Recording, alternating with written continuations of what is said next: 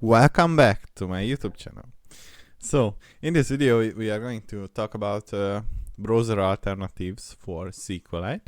So, the first one I got, by the way, SQLite is a database solution which is either in-memory or file-based. And if you go to the sqlite-browser.org, you will find, let's say, a Windows-based solution. You can have one for Mac OS and you can have one for Linux. And basically, once you have installed it, you get a GUI application with which you can open this file. This is perfectly fine and it's working, but let's say you have a situation when you would like to see the contents of the database, but you are not that SQLite proficient to use the command line arguments. And you want something better. And here we are going to talk about that.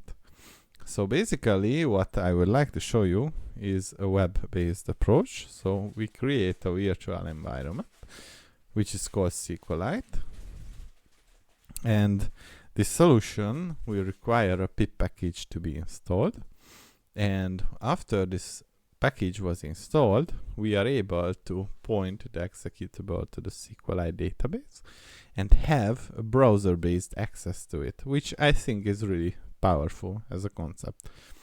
So let's activate our virtual environment and pip install the SQLite web package.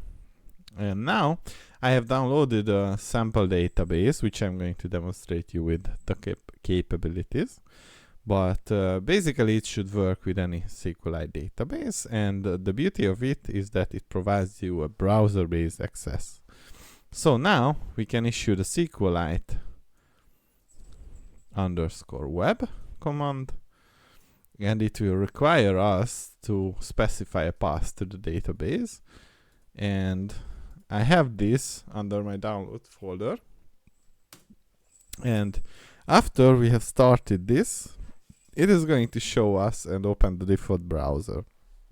So on the start page we are going to see basic information of this database file.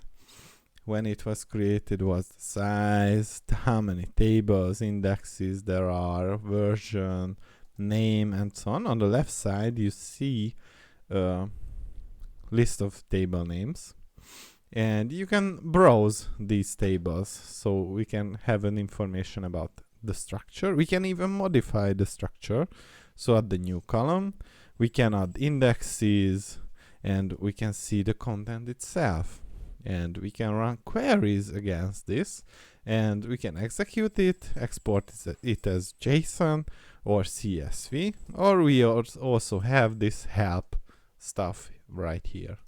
So I think this takes the SQLite game to a next level, and if you are frequently using this database solution, then you should definitely incorporate it into your workflow.